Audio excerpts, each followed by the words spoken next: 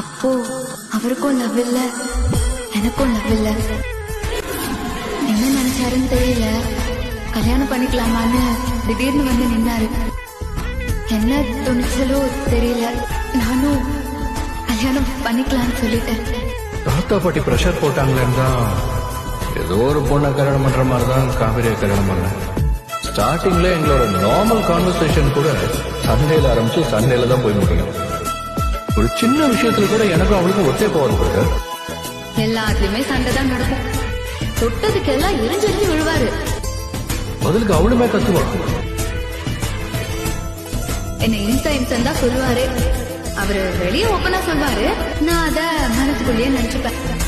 ஒரு வாட்டி வீட்டுல நடந்த பிரச்சனையில காவேரி சொல்லாம கொள்ளாம கொடைக்கானல் வரைக்கும் கிளம்பி போயிட்டாரு. அவ இல்லாத அந்த ஒரு நாள் எனக்குள்ள பயங்கரமா எம்ப்டினஸ் ஃபீல் பண்ண வச்சது. நான் அப்படியே அவர்கிட்ட கம்ப்ளீட்டா சரண்டர் ஆயிட்டேன்.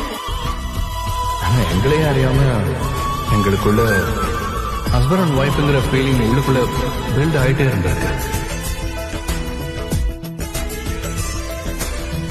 என்னை யாருக்கிட்ட சேர்த்தா நான் இழந்த எல்லாமும் கிடைக்கும் தெரிஞ்சுதான் அந்த கடவுளை எங்களை சேர்த்து வச்சிருக்காருன்னு நான் நம்புறேன்.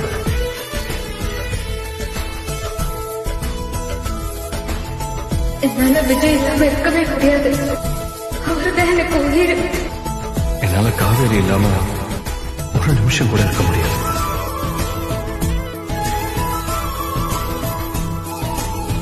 காவேரி எனக்காக பிறந்த தேவதேவ. Download ShareChat.